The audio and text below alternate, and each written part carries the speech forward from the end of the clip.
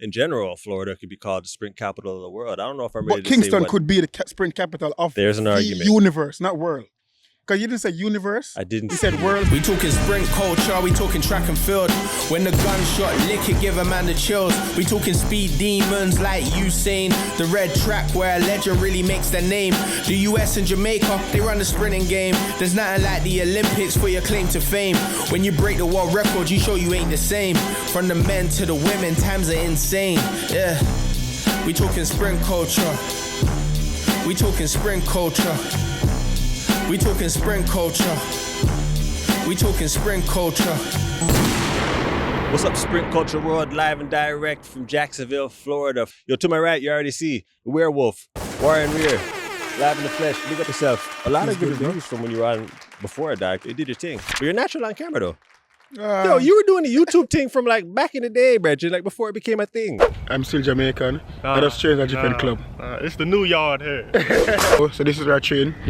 I'm matter of fact, drone shot. How we doing? No, man, you gotta talk like Jamaican. You gotta get them something Jamaican, man. Wagwan. Wagwan. Yeah, before vlog was called vlog. Yeah. You would blow up right now. Why? But yeah. Oh, yeah, I understand. My fault, yo. My bad. But yeah, Pause. I was like the soldier boy for all that. Yeah, you with can. the credentials. I don't know if you noticed, when we were around places, I always introduce, yeah, it's an Olympic bronze medalist. Yeah, it's an Olympic bronze medalist. People always do that, and I'm always the one who be like, yeah, he's lying. You really did your thing, yo. Appreciate that. Anyways, what would you say is the actual city that is the sprint capital of the world right now? Claremont. So even in Jacksonville, when you have the Olympic gold medalist in Marcel Jacobs, you have the Olympic gold medalist in 200 meters, Claremont. Andre DeGrasse, you have fastest man in the world enough times, Trayvon Brumell. Claremont. In one group, you still say Claremont. Yeah. Why? I'm going to start off with the old before I even get to the current. Oh. So we have people in Claremont like Veronica Brown, Tyson Gage, Justin Gatlin. I was there for a bit. I don't really count me, but what yeah. about this year? If it was this year, who's sprint capital so you of the world consider this the year? sprints as a 1 or a 2, 1, 2, or 1, 2, 4? Yeah, 4. 1, I'm 2, going to 4. start from the 400. We have Stephen Gardner. We have Matthew Hudson, Shawnee Miller-Huber. Want to go down? Shawnee. We have the 4-hurdle medalist. Oh, you're talking about my master. Master. We have Sha'Carri now. Yeah. And they have Noah Kenny, now. Kenny Benderick. They got Kenny We have Benderick. Aaron Brown. Aaron Brown, Marvin Bracey.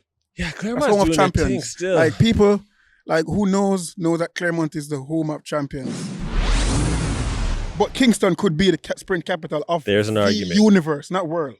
Because you didn't say universe. I didn't. You said world, so I didn't call Jamaica. So because like most of the elite clubs are in Kingston. right. So If not all the elite clubs are in Kingston. man's like a Safa. Man's like you. Man's like both. So the obviously. MVP is in Kingston. Racers is in Kingston. Shelly-Ann. And then Parchment Club is in Kingston. Right. Both universities are in Kingston. Okay. Yeah. Yeah. But I just didn't want to drop that bomb on you at the Okay. first part of the show. Man's just dropping no bombs on me still, but I get what you're saying. Okay. Yo, do you guys know who the third fastest 4x2 leg run has ever been in the history of 4x2? Do you know? Bet you don't know. Do you guys know? All the generations. Think of Michael Johnson, Carl Lewis. Probably everybody. like somebody in Santa Monica Track Club. Or us. I'm not sure. It's Warren freaking Weir. Me? It's Warren freaking Weir. Or should I say Warren Bombaclat Weir.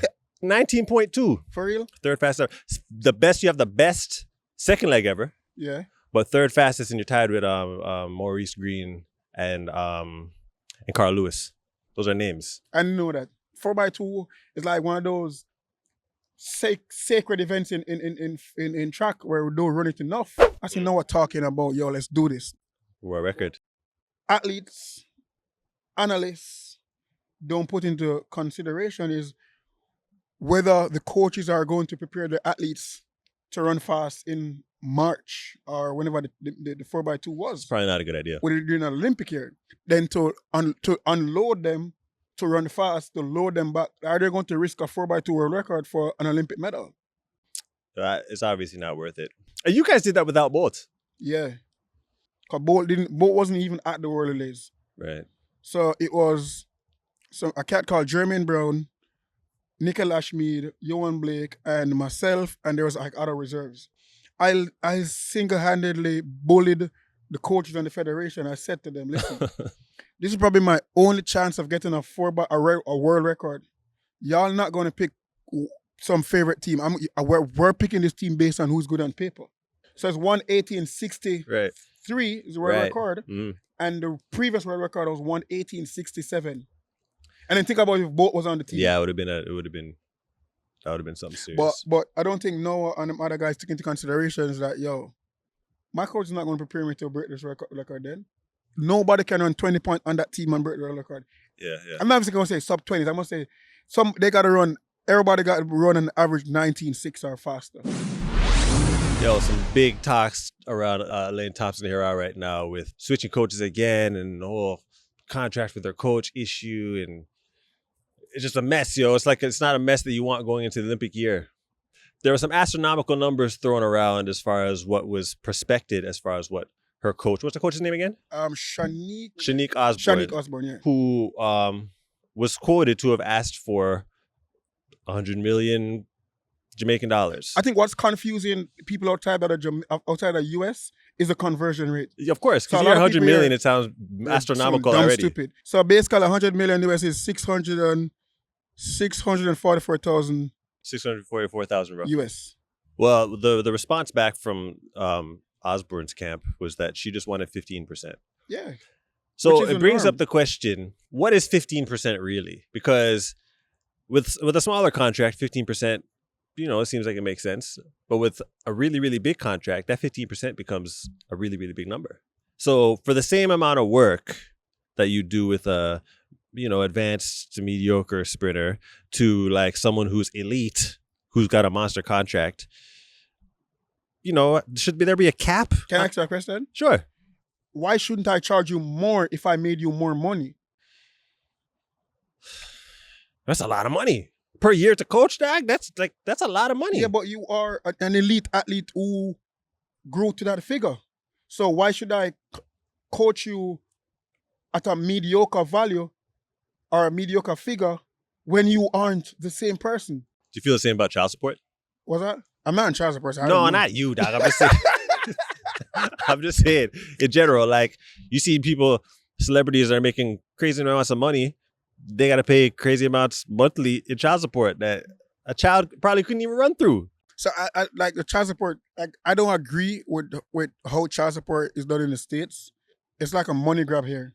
So like the females won't necessarily work. They'll just say, "Yo, I got my bag. I'm out." Right. So a different conversation. It's different. But percentage wise, in this space, percentage-wise, I agree with that. Being that I was on the spectrum of both. Like, I came into sport with an entry contract. And I left. And then after the Olympics, I had a big contract. You're rich. My coach also worked for that. It's different because Elaine is now going to somewhere that her coach that wasn't the coach from the start. But at the end of the day, that coach also proved her point that, I can get you there. Has she earned the right to that kind of money? She had Elaine for what, 2 months last season? Yeah. 2 or 3 months? So to get that kind of money right away, doesn't matter. Does she deserve it yet? And what was Franel getting? We don't know what Franel was getting them times. Like 15%. He was getting 15 as well? I'm assuming. We all know, in Jamaica, it's 15%. I didn't know about that until I came to the US that, it's not the same. Right. But then again, if you don't want to pay the 50%, just find someone who has a fixed rate. The fact that you came to me, the ball game is different because you want me. So I could tell you X amount of number if you agree or not. That's up to you because you came to me. I didn't say, let me coach you, please. You saw something you like. Well, she's making a move. She should just go back to Fraddle, dog. Like, to me, they got to figure it out. This happened for a reason because I feel like that's where she's supposed to be. And it's going to be tough to iron out whatever issues they have. But I think from a career standpoint, look, she ran her best while she was there. He knows her, obviously. She was her healthiest when she was there. And he's proven himself. Now, I can't say that Osborne has proven herself already. Picking up someone through the middle of the year and then, getting them to a certain point after is different from building someone up the entire season. From fall till final. What I would say what I'm saying? That's different. There's a person that has been around Stephen Francis Frano that I wouldn't say know his game plan, but as observed, she's been there since inception. She's been there. And she has coached several high school athletes from nothing to something. You know, the assistant coach somewhat run the programs because the head coach set the program, but they are knowledge. And so if I probably want to know sometime I run in training, I'd ask the assistant coach because he was the one catching the times, he was the one laying out stuff. So they know and they understand the program. They're like an underwriter. The same thing for journalists. Shelly-Ann's coach. Okay. He was a part of MVP too. They both had good success at the junior level.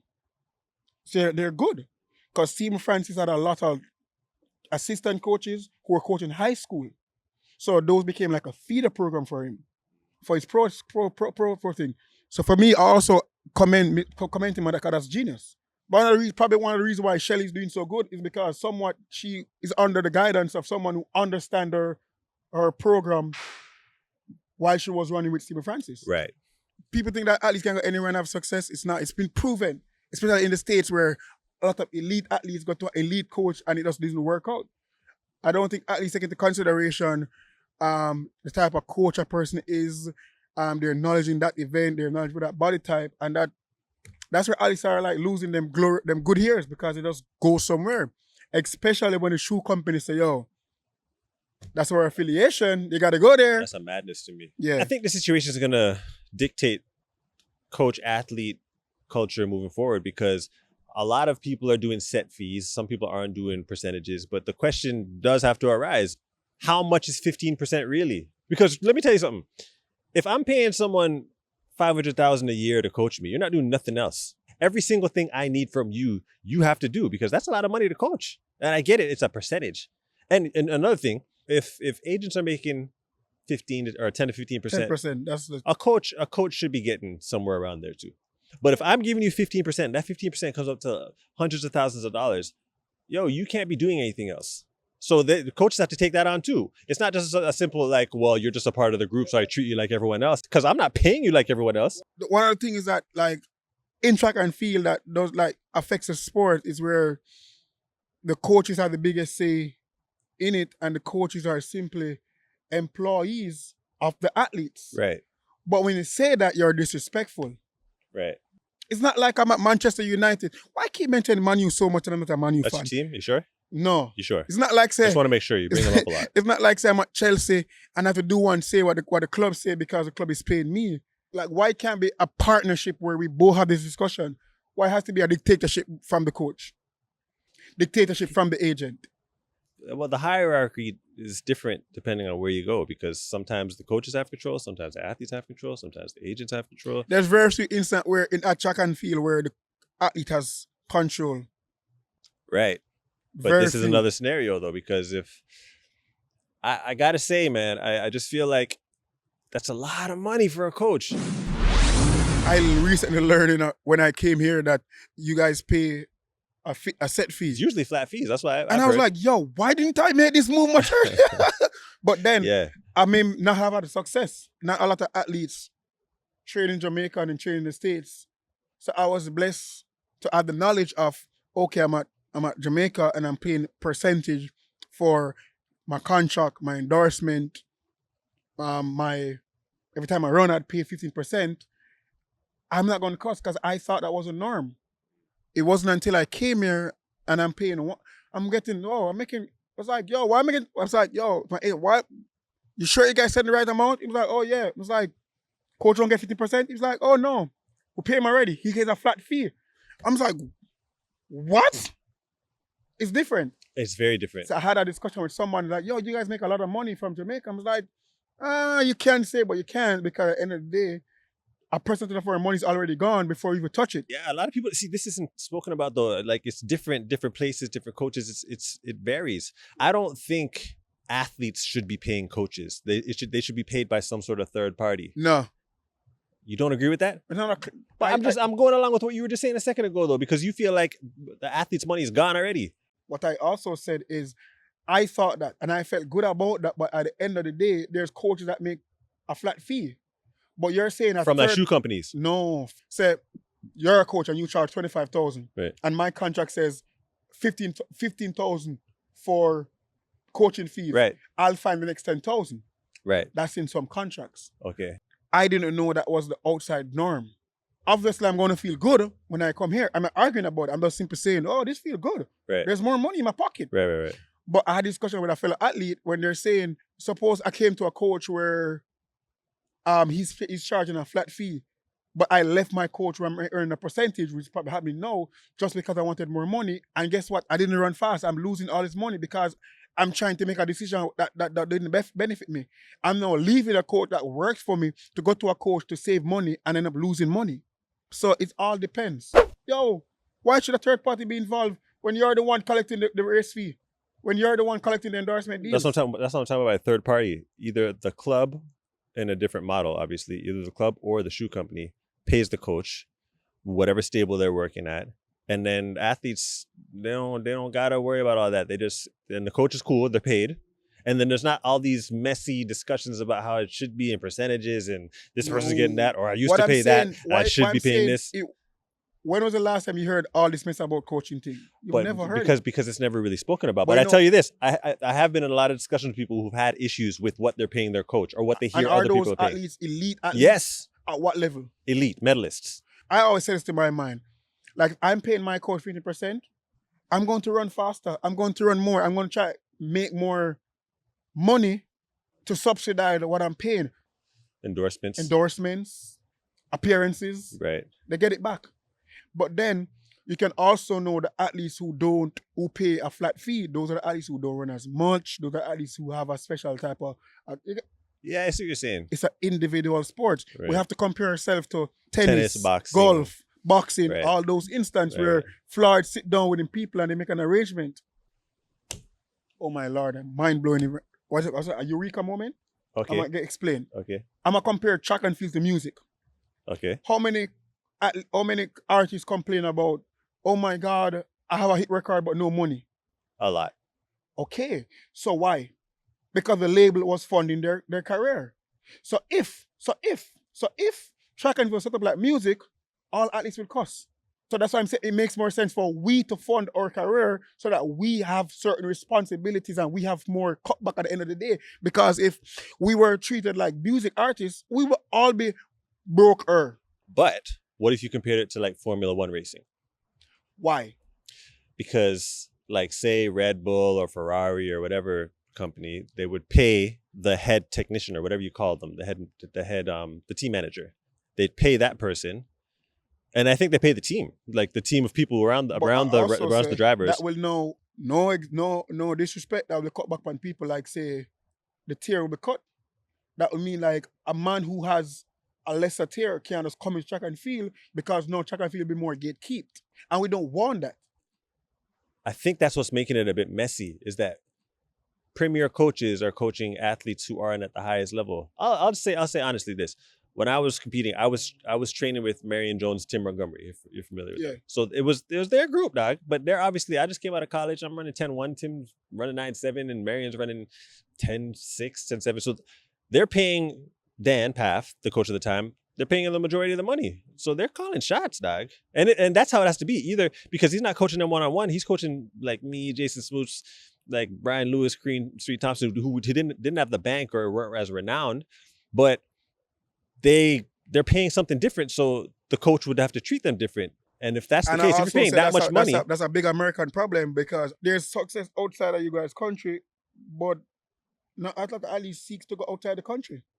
I applaud Fred for being the difference that says, yo, I'm a seek outside coaches.